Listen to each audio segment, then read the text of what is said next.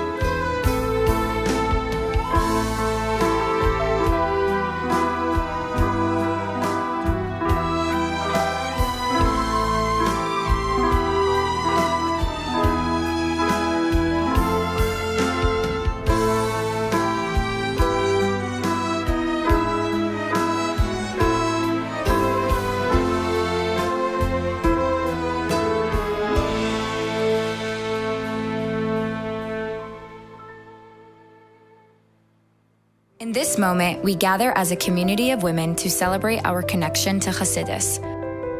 We are living the Rebbe's vision that placed our strength, our impact, and our dignity at the center. In one of the most personal and painful moments of the Rebbe's life, he chose to establish something for us, a testament of how deeply he valued the strength of every Jewish woman. On the 22nd of Shvat, 5748, the day of Rebbetzin Chayamushka's passing, the Rebbe founded Keren HaChamesh, a fund that uplifts, educates, and empowers women through promoting the values that the Rebbetzin embodied. Geschehen Keren HaChamesh, und das der Name, und ich mich sei, Hashem HaMishpachti, und befragt hat der Shem HaMishpacha, verbindet gleich, und die Goli, mit Schnee Eid, mit dem Yasen HaMishpacha. From the very beginning, Keren HaChamesh has been funding the activities that build us as Neshei Chabad today. Whether it's providing support for Kalas, assistance to single mothers, creating educational opportunities, building mikvahs, and supporting women's programs around the world, Keren HaChamesh highlights the value that each one of us play in our roles. This foundation exists because the Rebbe saw the deep strength and power within every Jewish woman, the ability to nurture families, inspire today's children, and transform our generation from one of Galus to Geula. And today, sitting here together, we are part of that same story. We must look at ourselves with the same confidence and belief that the Rebbe has in us, and to carry that mission forward. Thank you, Keren HaChamesh, for making tonight possible. It's our turn to genuinely look at ourselves with that same confidence, that same belief in our own impact, to recognize the strength the Rebbe sees in us and to carry it forward.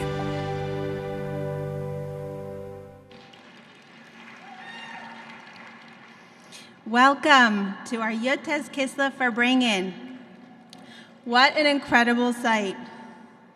Thank you to each one of you for coming out tonight to celebrate this special Yom Tov together. When my two boys were about 2 and 4 years old, they once asked me for something. As a mother sometimes does, I declined their request. After a meltdown or two, they stormed off to their room. Soon after, I heard them discussing something with much excitement.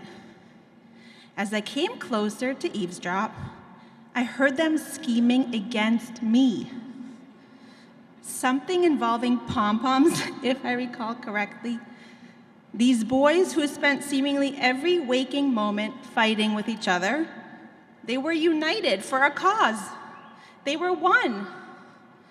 What happened next really took me by surprise. I felt my heart swell with love and joy I can't describe. It makes no sense. I should have technically been upset.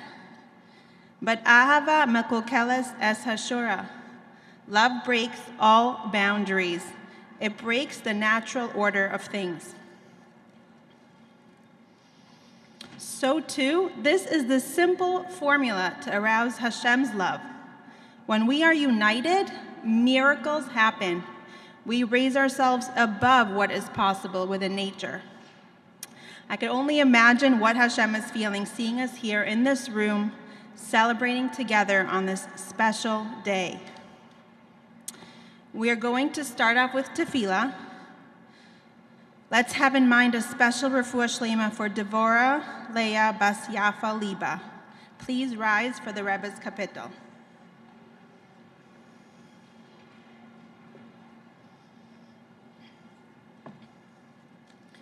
Shir Hamalais LeDavid Lule Adonai Shehaya Lanu Yaimar Na Yisrael. Lule Adonai Shehaya Lanu Bekum Alinu Adam. Azai Chaim Balaunu Becharais Apam Banu. Azai Hamayim Shetafunu Nachla Avar Al Nafshenu. Azai Avar Al Nafshenu Hamayim Hazedainim.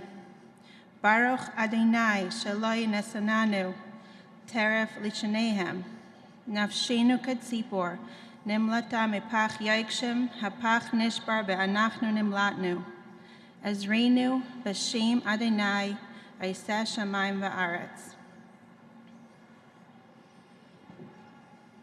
Yechi Adonenu Morenu V'Rabbeinu Melech HaMashiach L'Olam Va'ed. Kollel Chabad was started by the Alter Rebbe. Al Pi Teva, this was the reason the Alter Rebbe was imprisoned. The Alter Rebbe wrote that he was redeemed in the merit of the Tzedakah he sent to Kollel Chabad. So it is very apropos that we give Tzedakah tonight to Kollel Chabad. Did you know that Kollel Chabad has a super convenient Pushka app? It's easy to use, so you can give Tzedakah literally wherever, whenever you want.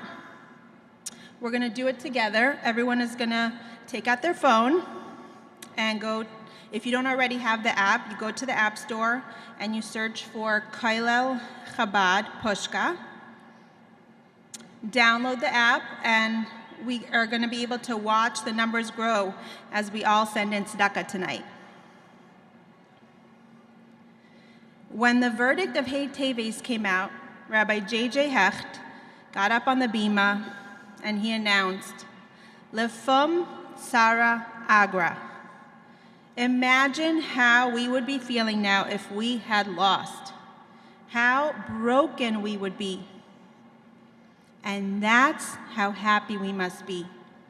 My dear women, can we even imagine what our lives and the world would look like without Chassidus? This is our Yom Tiv. Let's take advantage of this beautiful Farbrengen, take it in, and if you're able to stay after the main program, please join us for the smaller Farbrengens.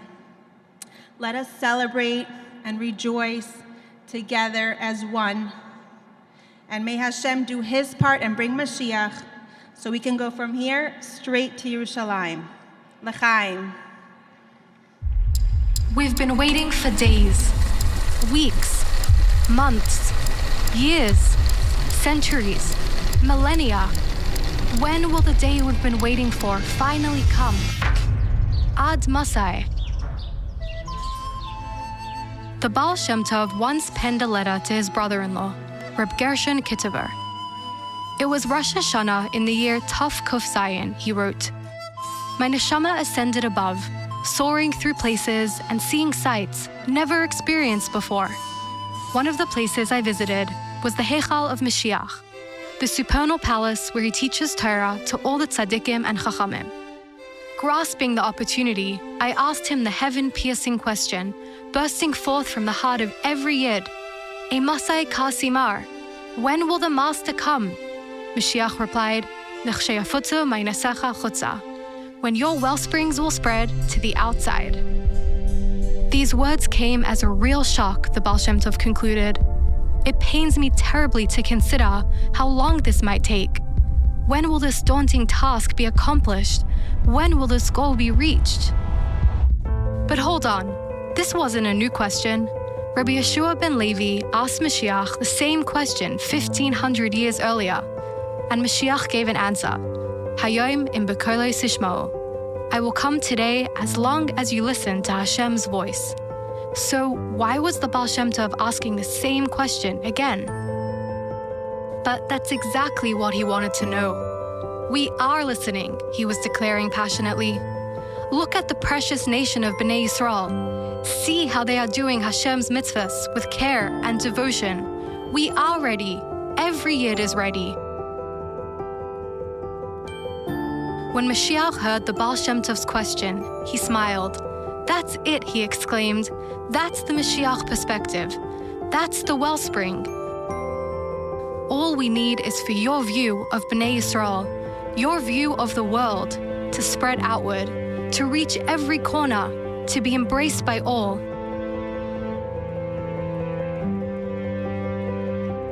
When everyone sees themselves just as you see them, when they realize they are a source of light and life for themselves and the whole world, then I will come. From the wellsprings of the Baal Shem Tov to the wellspring within each of us, tonight we introduce a woman who has inspired countless lives, a woman who has drawn from those wellsprings and shared them outward. Please welcome Mrs. Chani Lipsker, Shlucha to Bell Harbor, Florida.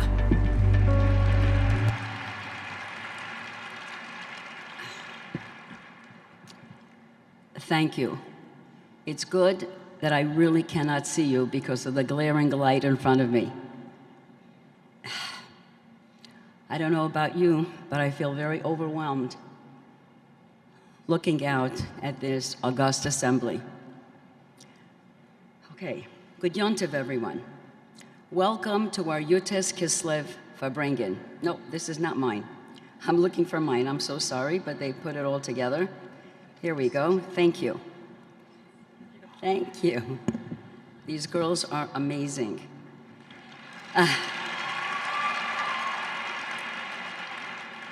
It is truly my honor to stand before you, the bedrock and energy of the entire world, the place where we all come to drink from the fountain of what Crown Heights represents.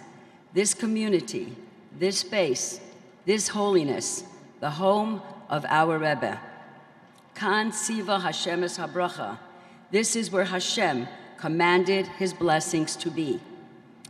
Thank you for welcoming me back into the community where I grew up, where I was nurtured, and where I was given the tools to move into the next phase of our lives, of my life, our shlichus in Miami. Coming back here is a holy experience for me. Tonight we gather 2,500 women, strong women, with one heart, one purpose, and one fiery holy mission to celebrate the Rosh Hashanah of Chabad Hasidism. Yutes Kislev is not merely a date on our calendar. It is a spiritual revolution. It is the day we were given a new way of living, a deeper Torah, a clearer sense of mission, and a profound understanding of why Hashem placed each of us in his world. Tonight we celebrate the moment Hasidus was given to us as a living, breathing light, a light that empowers us to see the world not only as it is, but as it could be, as it should be. A light that gives us the language to understand our souls, our struggles, and our purpose. A light that teaches us that every mitzvah, every act of kindness, every battle we overcome brings Hashem's infinite radiance into our world. In our generation, we are privileged to have the Rebbe, whose teachings guide us with unparalleled clarity. Through the Rebbe's teachings, and specifically through Tanya, we learn how to navigate the trials and tribulations of life. Tanya doesn't deny the complexity of our inner world. It illuminates it. It teaches us how to transform struggle into light, conflict into growth, and difficulty into divine elevation. For me personally, the past 4 years have been a journey I never expected. I was asked to teach Tanya. I had learned Tanya before, but teaching it felt completely outside of my personal comfort zone. I thought about how I frequently encouraged our community members to push themselves, to grow, to elevate, and now I needed to practice what I preached. So the response was a resounding yes. Part of that yes came from the influence of my husband, who had a passion, a fire, that every Jew should learn Hasidus, and specifically Tanya. He knew that these teachings are not abstract ideas. They are the map of the human soul.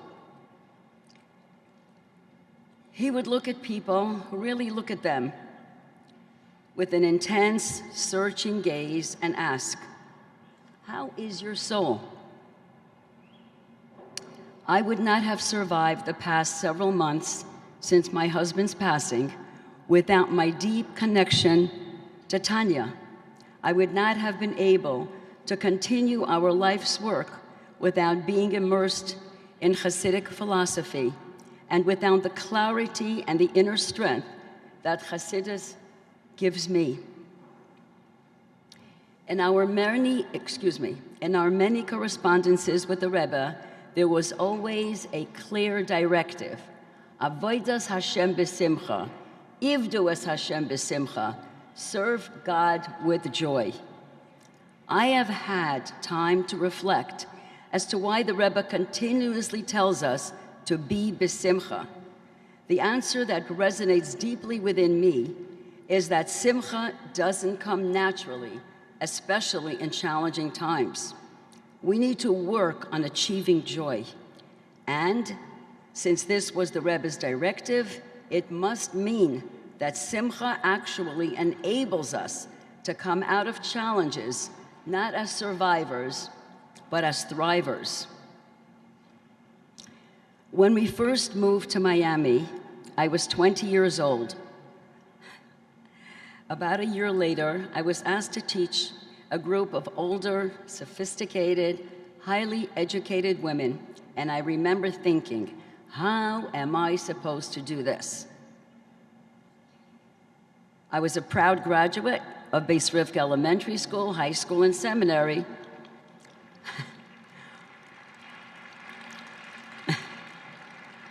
But I did not have a college degree.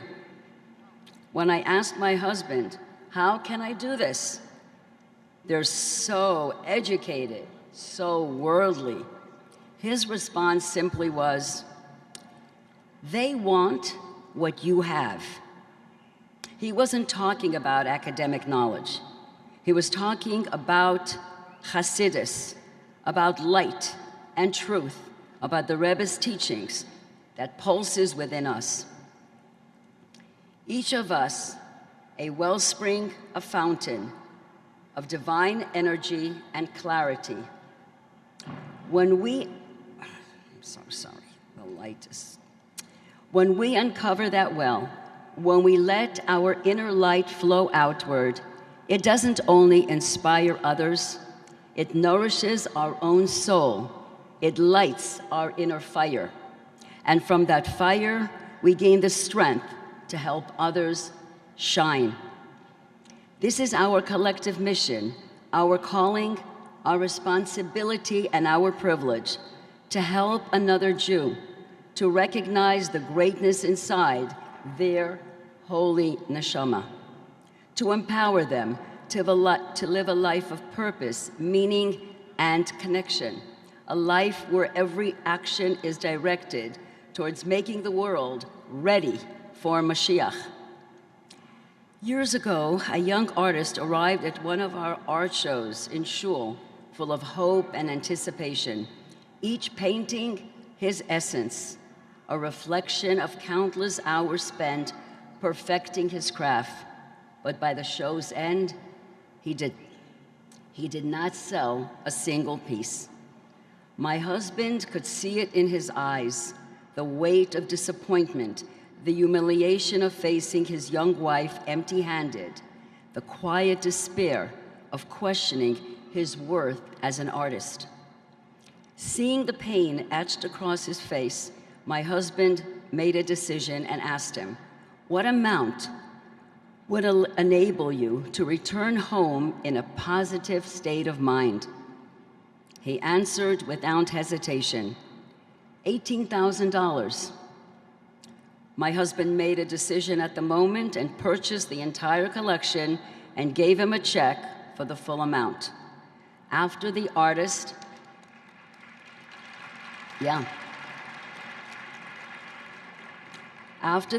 left, uplifted and grateful, my husband called me and casually asked, what's the amount we have in our account again? I replied, why do you ask? You know that we have $18,000 saved for our much-needed home renovation.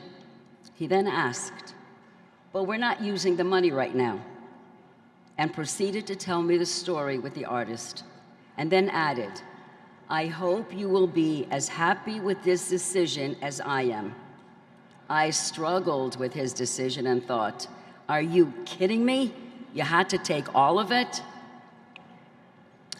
But later that evening, my husband said something I'll never forget. I had a man in my office today who could not return home empty-handed, and I was given the opportunity and the privilege to help him, to give him hope, and to allow him to keep believing in his creativity and to preserve his dignity. As I watched the joy radiate from my husband, the quiet, luminous happiness of someone who had given another person a lifeline, I realized something quite profound. This was more than an act of generosity. It was a declaration of what it means to truly live with Hasidus, to act from love, to step into the life of another, to create hope where there was despair. I internalized what he had known all along. To live fully is to give fully. With that check, he gave the artist the confidence to believe in everything that he could become. Hasidus gives us the ability to see that through one act of kindness, one can actually change the course of another, change the life of another. Sometimes it's as simple as presence, as simple as kindness, as simple as letting someone feel seen. I once approached a woman in shul and said, "It's so good to see you." Her face lit up and she responded, "It's so good to be seen." Impact. It's not always the grand gestures. It's the small moments that have the greatest effect. This, my dear friends, is our collective shlichus, to see neshamas, to acknowledge souls, to reveal light. My husband lived life with urgency, with the motto, which always was, lechatchila ariber, over the top, and get it done. He dreamed big because the Rebbe empowered him to dream big, as the Rebbe empowers us all. Our mission on Shlichus was crystal clear: to reach every Jew in our zip code and make sure that they were connected, seen, uplifted, and given access to their own spiritual power. When Mashiach comes, he would say, everyone will understand the importance of a mezuzah, of tefillin, of candlelighting. Where will we find scribes to write all these mezuzahs? Who will teach all those people whom we have not yet reached? Who will have the time? This is the time, dear friends. We are living in the footsteps of Mashiach. We have to get this done now. The Rebbe lived with great urgency and beseeched us to do the same. We have the responsibility to prepare ourselves and those around us for the moment we have been waiting and yearning for. Since my husband's passing, his voice follows me everywhere. When the world inside me feels unsteady, when grief rises like a wave, when I don't know how to breathe, I hear him ask, "How is your soul?"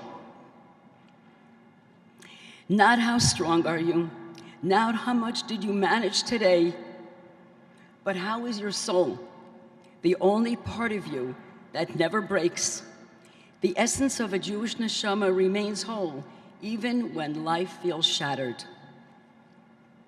How much attention do we give to the voice of our neshama, our chelek Elokah mimal mamish, a true fragment of God's essence from above? Let's take a moment and imagine what our lives would look like without Hasidus, without Tanya, without the Rebbe's teachings, without the inner layer of Torah that explains who we are and why we are here. How would we interpret our struggles? Where would we find comfort? How would we understand our purpose? Hasidus doesn't just enrich our lives, it transforms our lives. The Baal Shem Tov asked Mashiach, "When are you coming? Why are you still not here? Why are we still in Galus?" And Mashiach responded, you see it everywhere, "Kishayafutzu ma'inasecha chutza," well, the well springs of your Torah will be spread outward. And our Rebbe emphasized that all of our activities must be done with true inner joy, which can only be attained by recognizing that each of us, in our own inimitable way, with our own unique abilities, strengths, and character traits, wherever we may be, play an integral role in Hashem's master plan. Cooking, carpooling, hosting, and even changing babies' diapers, these are all significant and meaningful. Each of us needs to feel, I have the ability to impact someone, myself, my husband, my children, my neighbor, someone at the dry cleaners. And to do this, we have to be a dugma chaya, a living example, a visible reflection of the light we are privileged to carry. I ask each of you, 25 holy neshamas in this room, how is your soul? Which teaching of Hasidus has transformed you the most? Which idea shifted how you see yourself? Which teaching got you through a difficult time? And which insight helped you breathe again? Hold that thought, treasure it, because this is the light of Yotes Kislev burning inside of you. A group of adults trained for months to climb Mount Everest. And after enormous struggle, cold, wind, exhaustion, they finally reached the summit. And there, casually strolling, was a young boy. "How did you get here?" they asked in astonishment. "What training did you have?" He smiled and said, "I was born here." Dear friends, we were born on the summit. We were born on the mountain. We were given the Rebbe. We were given Tanya. We were given Hasidus. We were born with access to the summit. And our mission now is to bring that mountain down into the world, whether in Eretz Yisrael, Australia, Miami, Crown Heights, every corner of the world. To reveal the divine spark within ourselves and within others, to spread the wellsprings of Hasidus, to prepare the world for Mashiach. This is the gift of Yotes Kislev. This is the responsibility we inherited and the privilege we celebrate tonight. At the shloshim of my husband, I implored our community family to do more mitzvahs, learn more Torah, love more deeply, give more freely, connect more fiercely with the Rebbe, and light up the world with your own personal fiery flame.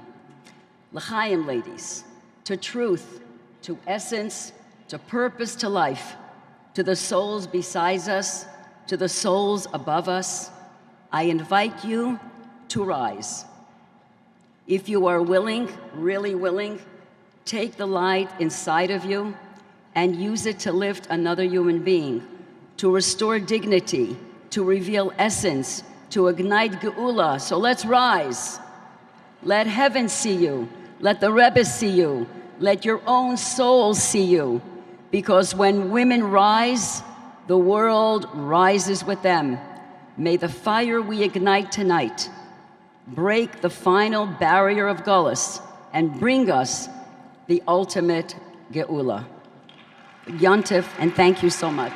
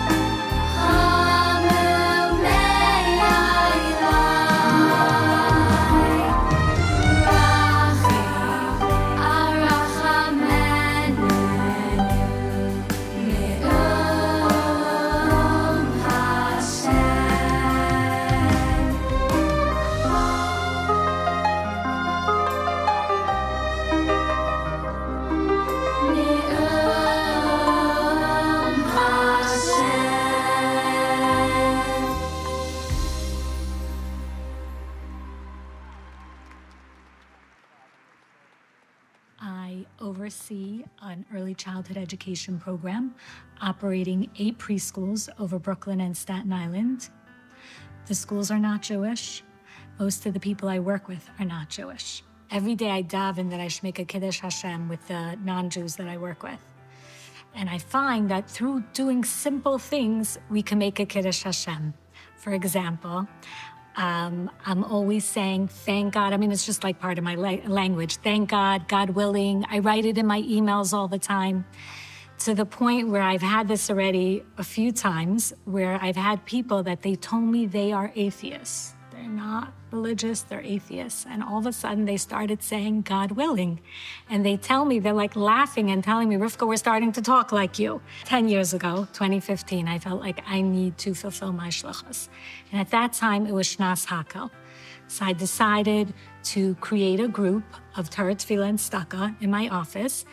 And I reached out to the different Jews in the building. So there were Satmar Yidden, there were Litvish, Hasidish, all different types. Gila, she's the only Lubavitcher, and when I initially mentioned to her back in 2015 that I had this idea, I want to start the Hakel, she definitely was very encouraging and, supportive, and she was a participant. I always feel like even just the way we're brought up, like it's not random that we just work in this place, and we're there, and the day is so busy, and it just goes by so fast. Like a woman, she's in a workplace, and you're just working a whole day, and just taking those few minutes, and I guess recognizing that you're not only there to make a living or to make money, but it's also to add light. At that time, there was a girl working in the building from a Lubavitcher family. Let's just say her appearance, her exterior appearance, was very far from a typical Lubavitcher girl. And I wanted to ask her if she'd like to join the Hakel. But I was very nervous. I didn't know how she's going to respond. Maybe she's going to get offended. I took the courage and I approached her. And her response was totally the opposite of what I would have thought it would be. To be honest, it was an interesting time in my life. I wasn't in the greatest of places. I just felt that I was like a part of something. And Rivka really opened up her arms, and she really just embraced me, and I just really felt comfortable with her. Miriam actually shared with me privately something that I'll never forget. She said, I may look the way I do, but I want you to know that since I'm 18 years old, I do not go to sleep at night without completing my chitas for the day. No matter where I was physically, meaning I traveled a lot back in the good old days. I was in Mexico and Thailand and Israel and Guatemala. Like wherever I was, I just always had this thing in my mind that I can't go to sleep until I finish chitas. Little did she know that here she was not in a good place at the time, going through her own struggles. But she shared what she was doing, and what she was doing had a tremendous impact and a ripple effect on countless people. I'm not in this workplace randomly. And like even now, we just recently had the parsha, Yaakov halach l'darka, and it says, like Chassidus says, it's not just Yaakov. It was talking about every single Jew, like tzaddikim know where they have to go, but we don't. So Hashem just puts you there, and you have your ups and downs at work, and you're just like, oh, is this my workplace? Is this? And yes, it is. This is specifically where you're meant to be. So I just felt like the learning kind of reinforced that, where we were bringing light into a place where, otherwise there would just be regular working happening there every day. Der alte Rebbe hat gewollt, Chassidus soll sein nicht ein Linie von einem Pfleger, von einem Teil von Jiden, aber denn das ein Linie von alle Jiden, all on Eisnam. Und nur das gewähnt die Kavone Pnimis von der alle Unionen, als Sofkolsol soll man zukommen zu Tachlis Hamechuven und soll sein ja Futsu meine Seche Chutzo, weil das ist unsere Arbeit, was wir dürfen zustellen zu Bis HaMoshiach, nur weil denn dem Rebes, die was haben gehabt, a Scheichis und haben a Scheichis zum Reben, haben gehabt, oder dies Schut, dem Schut. Als sehr a Klippe, a Scholachs, kann sich sein a Inni Chitzeni oder a Inni Scholchuren legambre, oder der Rebbe Mesaki gewähren uns alle, als viele die Unionen Chitzeni, was in sein Schlich ist, ihr das sehr gewähren a Inni Scholgedusche. I didn't know anyone in my husband's shul at that time. It was a class shul, and they hosted a dinner. And so I decided to go check it out. And I sat next to somebody, and she asked me if I wanted to be part of a women's group, if I'm interested. And I'm like, yeah, for sure. Let me join. I'll see if there's anything I could help out with. And that's how it all started for me. 3 years ago, Chaf Shvat, and we had a mother-daughter event, and we decided that we're going to do something to honor Reb Chaim Mushka. We're going to start Anshe Hug. And the women were so eager to help. People quickly were added to a group, and it's so humbling to be part of this amazing community, always helping each other. Over the past 2 years, I had 2 miscarriages. And when I did have those miscarriages, it was extremely painful for anyone who ever dealt with such a thing. And really, I had always there for me, my friends, my family, just reaching out, sending me meals, sending me care packages. And I was thinking to myself, like, not everyone has that. I heard about Anshe, that they have this amazing program called Anshe Hug, where they support women going through, whatever crises they're going through at that time. And I thought to myself, like, how incredible would it be to bring this to our community? During the summertime, I once drove to the aisle, and on the way home, my friend calls me, Edith Bezos, and she's like, hi, we really want to start, like what Anshe has, Anshe Hugs. We really want to start that program. We want to do Remsen Hugs in our community. So we want to know if you want to volunteer to help out. So I was like, sure, no problem, I'll do it. She's like, 1 second, let me explain you. Like, there's a lot of responsibility, it's a big undertaking. Like, let me tell you the details. I said, Edie, listen, on the way from the aisle, it's an automatic yes. It's incredible to think how I just, like, small person in my house, like, I reached out to Anshe to ask them what this was about and what we could do for our community. And then even the small amounts that we did in our community gave a ripple effect for Remsen to be like, we need to also start this.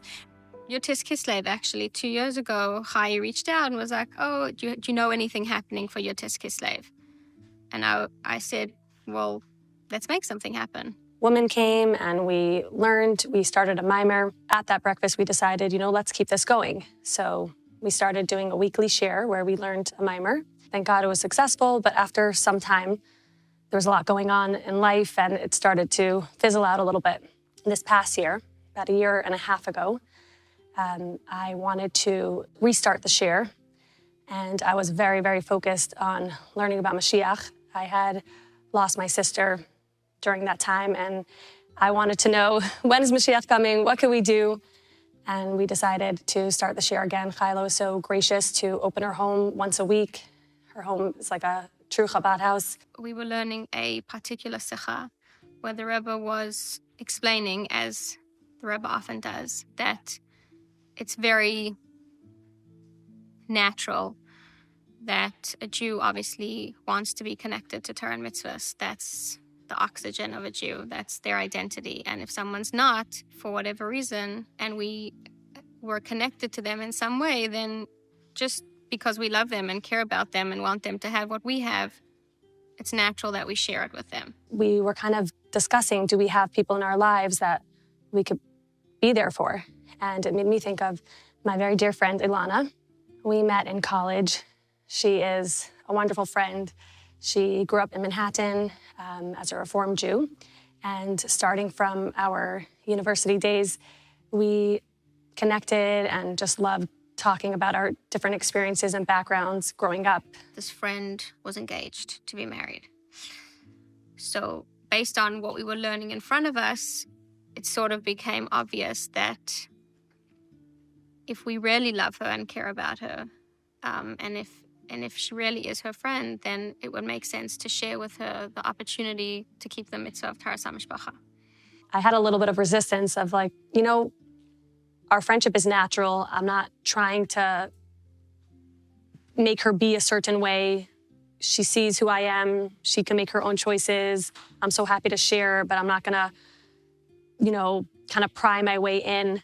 I'm not that shlucha. I'm not her rebbetzin. I'm just her friend, and this is strange for me. We spoke about doing it as a partnership, that I would come along, we would make a coffee date, and we would figure out a way that it would be a normal conversation and a normal topic of conversation to bring up. My friend was so open and wanted this. She wanted to learn. She wanted to connect to the spiritual aspect of the wedding, and that was really, really special. Here's my friend. She grew up in Manhattan, Reform Jew, and at her wedding, she's having a Chabad rabbi marry her. She's having the Rebbe's material on her face, and she's marrying a Yid. And all of this just kind of like came together.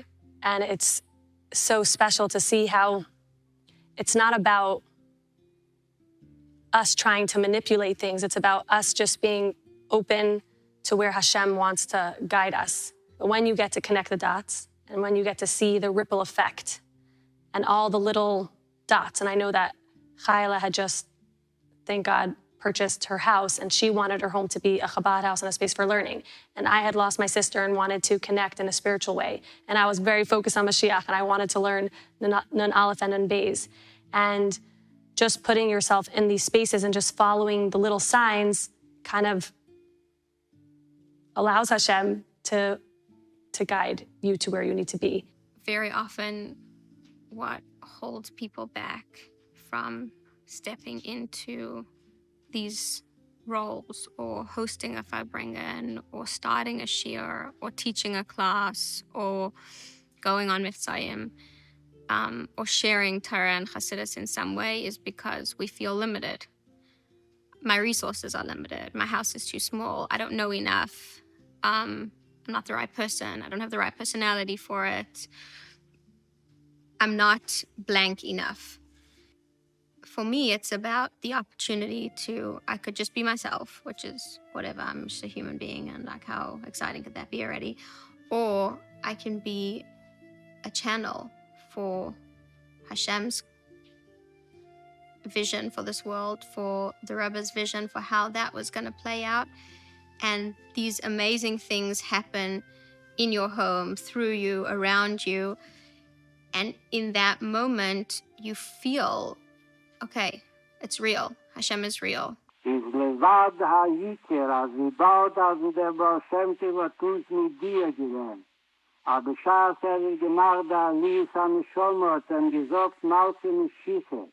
Als wenn wird kommen, dass ich ja Futsu, meine Secho Futsu, wo das geht auf Majonis Baal Shem Tov, und derweil ist auch noch Mashiach mitgekommen, is a dover borus, der was gelebt in Baal Shem Tov, und das, was gehört, von den Malken Mischiche, is a Recha Muchrach zu gleden, ma yitzteri dode Majonis ha Baal Shem Tov, und yitzteri dode Rinien von Hafotis ha Majonis, waren ist doch a Maimin, bechol jem sheyove azot tot kumt Mashiach, durch der Ruf, was mit Maschlim sein, den Linien von Hafotis ha Majonis, a die Pach in Ktanim, was wird noch bis mit Maschlim gewesen. Die Kasche, wie können wir das so mit unserer Kirche und mit unserer Wissende, unser meine Dumato, ist behade Kasche der Achamone, Lomoloch, und das ist aber ein Dover Boror, als eine Mewatisch, Elo, Lessi, Techon, ist beschaße dort der Bechol, Mejetchon, Mejetscheloch.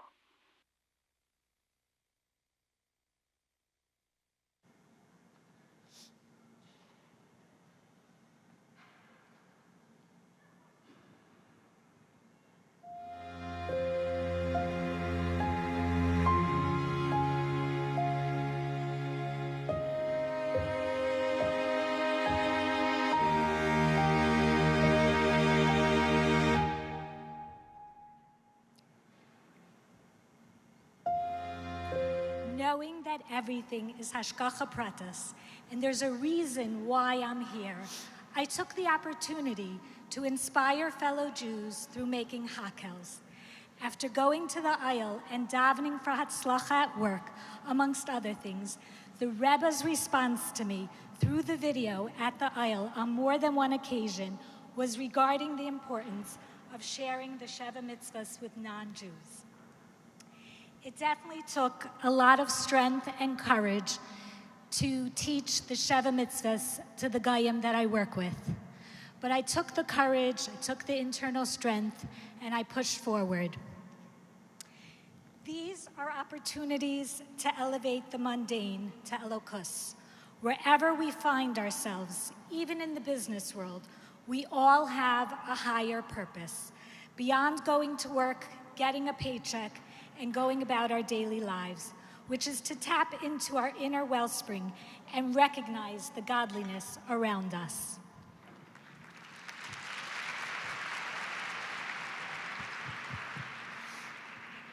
Yes, you are a wellspring. You may have not experienced it yet because your lid is still on. And as long as the lid is on, I'm just a regular person. But when I take the first step, for example, saying yes to a shir or a farbrengen, then I notice that things start to flow out of me and through me in a way that I would never conceive possible. I watch how everything expands. The funds expand, time expands, and my strength expands. And in this way, I experience tangibly Hashem's presence in me.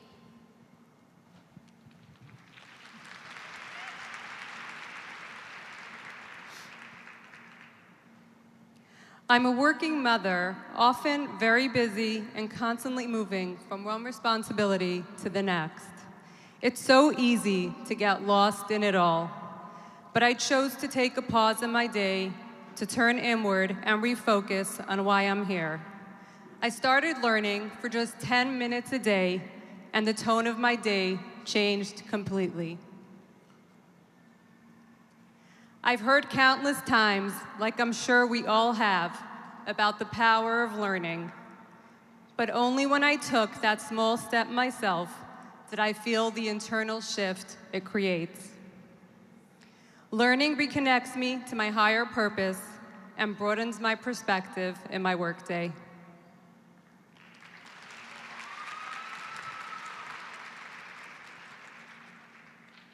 The collective power we share is infinite. Imagine what can be accomplished out of this room alone, with each individual stepping into their power to bring forward the light of Yiddishkeit somewhere, somehow. And I follow this up with an invitation to you to embrace your personal strengths.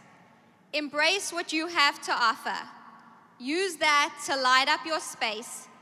And by each of us doing that, we collectively transform the world to a place of only light. Let's reflect together and think about how we can show up, or we do show up, as a wellspring, a soul, and nurture the environments with the light of Torah and Chassidus.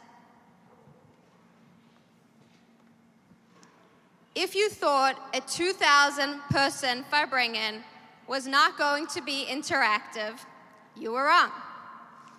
On the screen, you will see a QR code. Take out your phone, scan the code. It will take you to a WhatsApp message. Once you're there, put in 2 to 4 words of an idea of how you can be a Mayan. As you send in your ideas, we will start to see them pop up on the screen.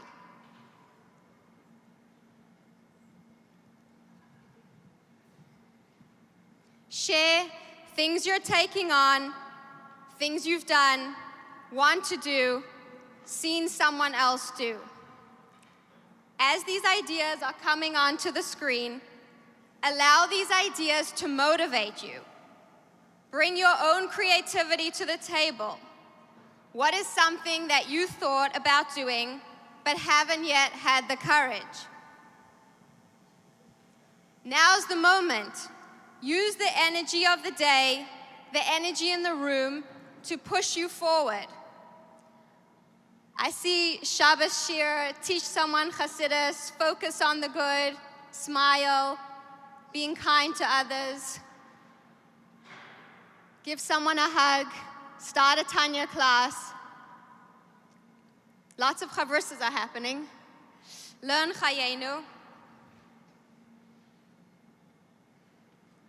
Challah bake, Hanukkah candles at work. Incredible. I'm very excited this is the Rebbe's vision being taken to the next level.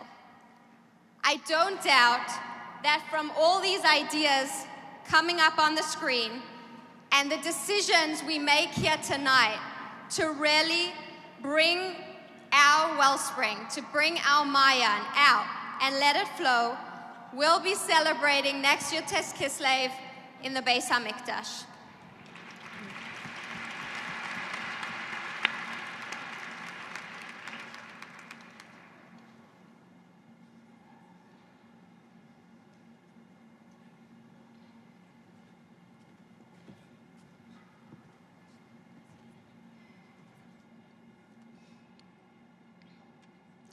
A good Yantiv.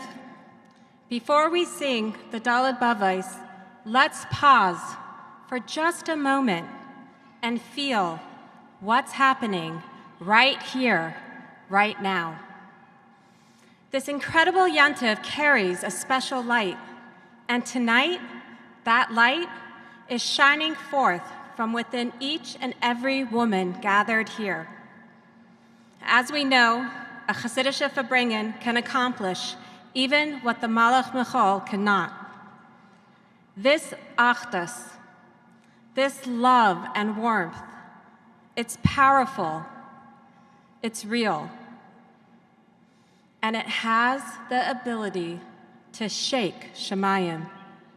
So let's take this power, let's channel it. In your bags, you'll find a l'chaim. Take it out. Pour for your neighbor.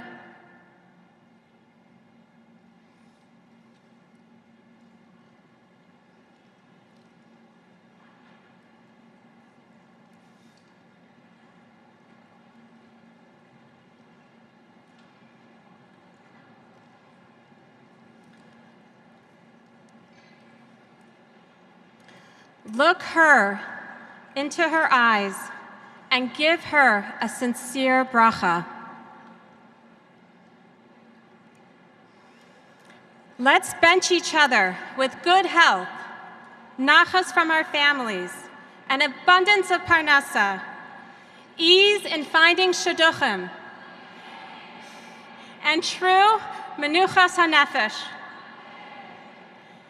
May Hashem fulfill the deepest tefillos of our hearts, openly and sweetly, and in ways that are undeniably good. May the kayach of this Farbrengen, the achdus, the negunim, and the supplications soar high directly to the kisei hakavod and culminate with what we all most truly desire, to be reunited with our Rebbe and with all of our loved ones, with the coming of Mashiach now. L'chaim.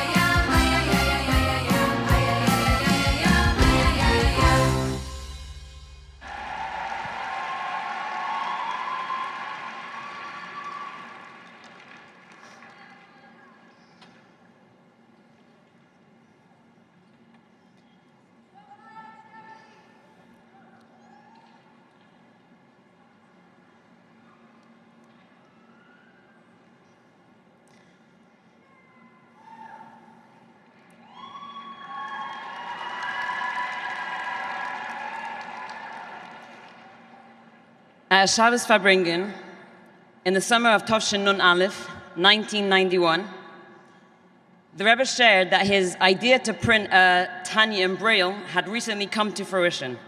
The Tanya now existed in Braille. The Rebbe shared his excitement at the new level of Hafatzas HaMayonos. Now, even non-seeing people have access to this fountain of truth. A new format of chutzah was reached. Soon after this Farbrengen in 770, Reb Mendel Futefas Farbrengen in Kfar Chabad. He was sharing the Rebbe's joy about the Braille Tanya. And then he started crying. Der Rebbe hat gedruckt a Tanya für blinde Menschen. The Rebbe printed the Tanya for blind people. Even us, metaphorically blind or spiritually blind people, can access this fountain of truth. Blind in the way that even though I learn Chassidus, I teach Chassidus, not always does it impact my personal view of reality. The Braille Tanya symbolizes for me that Chassidus can, does, and must reach me in my blindness. My being blind in parenting, in my role as a wife, my role as a daughter, sibling, blind to the fact or by the fact that my motivation is sometimes pure ego, the need to be right. Blind because I'm not seeing what Hashem wants from me in this position. The Rebbe printed a Tanya for the blind. The wellsprings of Hasidus need to be brought to this level of chutzah too. The Mahayonos are to be brought, a Tanya is to be printed in my blind spots regarding my nature. I'm impatient by nature. Or let's say, my attitude to some not great habits that have been mine for the last many years and just won't change. That's how I am. This is a blind perception of mine. I'm not viewing it correctly. Chassidus says the truth is otherwise. My blindness in my perception of my abilities, my influence, my reach. It's not my type of thing. I don't get those type of opportunities. Print the Tanya here. Make what Chassidus says the deciding factor here. I cannot believe, I'm genuinely shocked at how nervous I am about this 7-minute presentation. I have never been as nervous as I am now or was in the last few days in my life. I think the more I realize the magnitude of the crowd, of the efforts of the organizers, of the online presence, of the finances it takes to cover such an event, the more nervous I was becoming. It wasn't doing me good and definitely not for the people around me. I needed to know that what I was going to say was going to be a hit. I needed to know that there was going to be the feel good after. I needed to know that I wasn't going to disappoint anyone. How can I guarantee that? I can't. It was a nervous few days. What possessed me to say okay? Then it hit me. Hey, jackpot. This is a blind spot of mine. This isn't seeing Hashem as the exclusive reality here. This is chutzah. Okay, so next step. How true are the Mahayonos? How true is the Elokus that these wellsprings contain? True enough to also include this detail of my experience? Also this chutzah? Now comes the hard part. I kept rehearsing in my head a line I once heard on a recording of the Rebbe when he was discussing decisions made by women about what the Rebbe quoted then as family planning. And the Rebbe said in a very powerful few words, as we heard from Mrs. Lipsker, "Was sagt ihr neshama?" What does her neshama say? Those were the words that I kept having to repeat to myself. What do the wellsprings say? Relax. It's Hashem's will that you bring this message to this massive group of people. He put you as his messenger. We don't know why you got the schus. You're not saying anything of your own. You're saying the Rebbe's message. The point here isn't for a boost. The point here is to relay the mission incumbent on all of us equally. Be the agent of Hashem, and let Hashem take care of how it's all going to turn out. A strong chutzah. My blindness in the way I view a friend. When I'm unable to see her in a favorable way.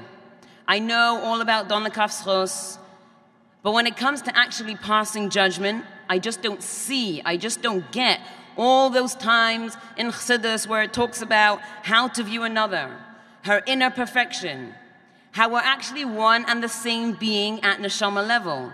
So just as I excuse my iniquities, she deserves the same and more generous treatment. And not only in judgment, also in care. The Rebbe printed the Tanya for the blind. Chassidus can, does, and must reach me in this blindness. So in short, it's like this. Chassidus, the wellsprings, is where the truth of Ein Oid Milvadoi, the exclusivity of Hashem's existence, and the practical awareness of that is clearly felt. On a personal level, that's the place in me that is in tune with this reality. I get that this is all about Hashem. Maybe when I'm davening, maybe when I miss that flight, that has to have been Hashem. Where in me do I get that this is all about Hashem? That's the wellspring, that's the Ma'ayonos. Chutzah is any location inside of me or outside of me that views things not from that lens of truth. Now goes l'chsheyafutzu ma'inosecha chutzah. That means ensuring that every detail of existence, beginning with my personal attitudes, reactions, is infiltrated with, this is about Hashem, not about me. The truth of reality, the one and only existence. Last week, my 4-year-old son says to me, "Mommy, I know some words that aren't good, but I'm a Yid, so I can't say them." Okay, good. I'm happy to hear that. And I smiled at him. That was last week. This week, I hear my Yid, saying some not such good words to his little brother. I'm in the kitchen, he's in the playroom. I'm the mommy. I need to react. I'm scared. Will I make being a Yid annoying for him with my reaction? Maybe I'll pretend I didn't hear. That doesn't feel like a good mother.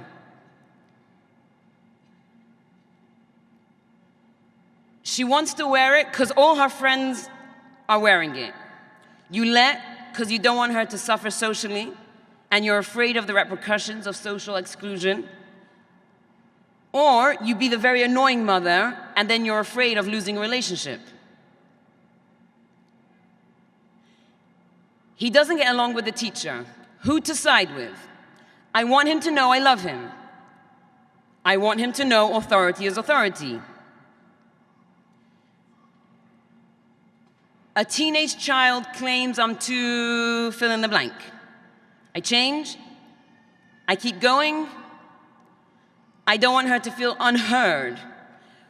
Will she get on a podcast in a couple of years and share her mistreatment as a child?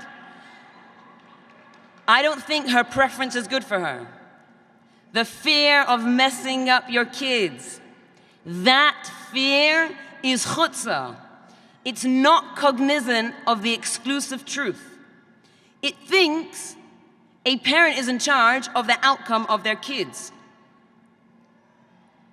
The wellspring say, all a parent needs to do is take the deposit Hashem handed him and her and communicate with this child sincerely. Communicate with them that which Hashem wants him to know, how Hashem wants him to behave. We are not in charge of how our kids turn out. We are not responsible for the choices they make.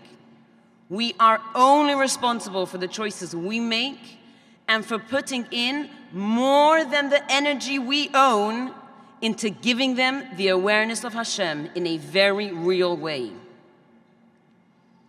The fear dissolves. A Tanya has been printed in this location of chutzah. The reality of Mashiach is that Hashem will finally be known Lemelech al kol haaretz, King of all of existence. No reality will be outside of that fact.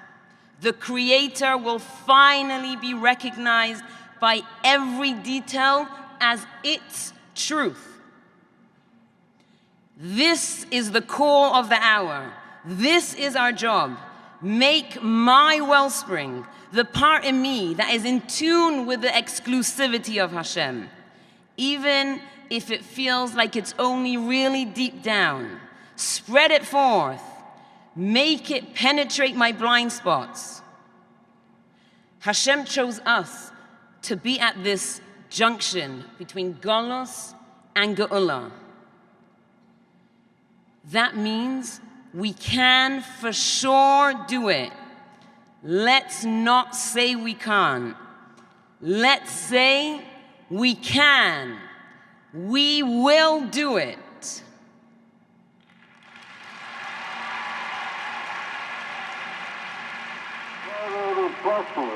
As weder von der Schischen Lieben in Israel waren fehlen, was sie da in dem Dorf von Nikris in dem Schiche, ist jeder Tal mit von Baal Shem Tov und Kuzanesim Shel Yachrov und Baem gefinnen sich die Mayones Baal Shem Tov und kann sie Nefi sein.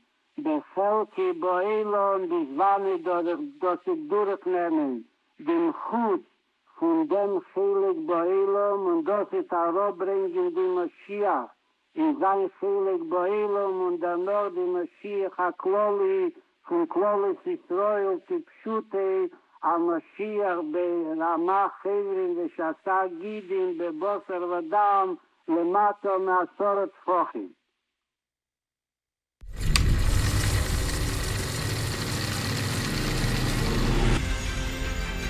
Fast forward 278 years. 9 generations of Rabbeim left their mark, spreading the Mayanos and bringing Mashiach ever closer. It is now up to us to make the final touches, and Mashiach himself showed us the way. Yafutzu Mainasacha Chutza. We bring Mashiach by seeing ourselves as a Mayan, identifying with who we truly are, and living our lives through that lens. When we tap into this boundless source of energy, our whole life looks different. We live on a different plane. Our relationship with ourselves and others looks different. There is no chutzah. That is Mashiach, a time when every corner of humanity will shine with clarity and conviction. A time when every Yid sees themselves as a never-ending source of light, an extension of Hashem's boundless power. And we are living this reality here and now. We are uncovering the infinite light within us in so many moments, in so many places, and in so many interactions. All we need to do is allow our inner wellspring to surge just a little stronger, just a little further, until it reaches the last few corners of Golos. That will be the reality of Mashiach in its full glory. The moment when the Baal Shem Tov will say, yes, it's possible, and you made it happen.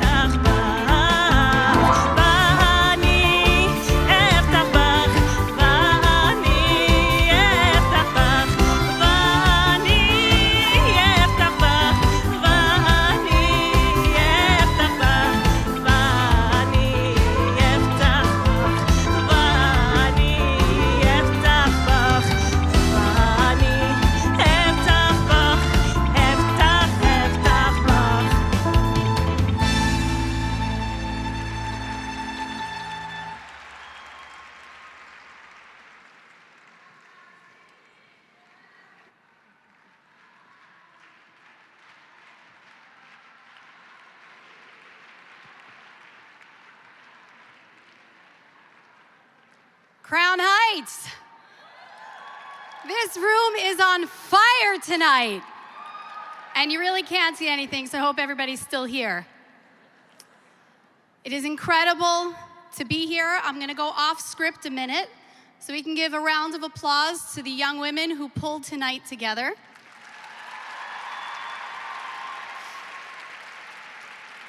They spent months, weeks, days, nights, a lot of time. But look at this place. We have a room of nearly 3,000 women here tonight. I think that says more than anything I can say here. Now, they didn't do this alone. We have our visionary sponsors to thank, Karen HaChamesh and Machane Yisrael, as well as sponsors COL Live, America's Beis Shmuel, Machon Stam, Joy Travel, Roskins, Mask, Mendy's, Solika. Solika's got it. And sponsorships Le'iloi Nishmas, Mushka Bas Yeshua David, and Ita Bas Chanech Aaron. But guess what? They still saved some for us. We can't help them now with the phone calls and the spreadsheets and all the last-minute emergencies, but we can all participate in raising the much-needed funds to cover tonight's event. We've grown out of every single hall in Crown Heights. We're a destination for Farbrengen now.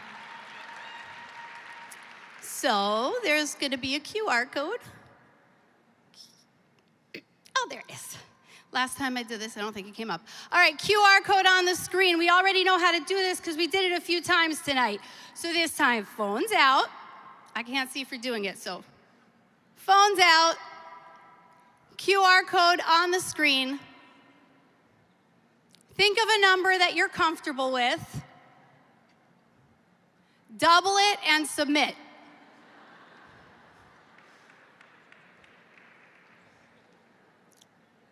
It really is incredible to be here tonight. Thank you to all of you for coming out, for showing up, for you and for the community. You're part of history tonight, and I encourage you to keep being a part of this, keeping your hachlatas, and keep sending if you haven't sent yet. You need instructions again, QR code on the screen? We got it. Thank you all so much. Have a good night. Good Yom Tov.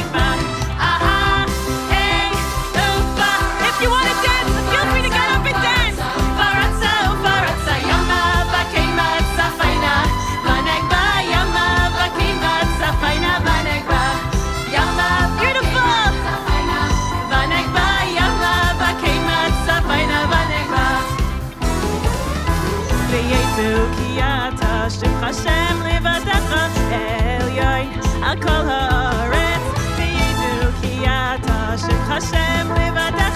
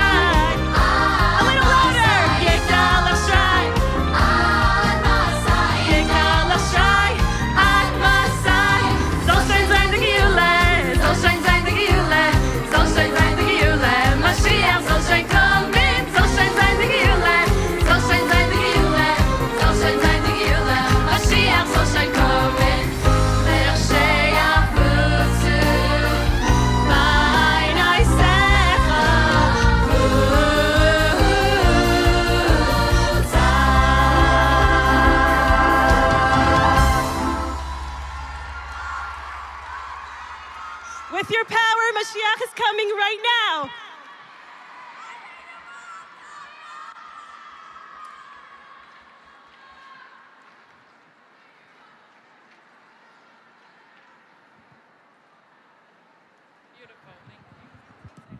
Good Yom Tif, ladies.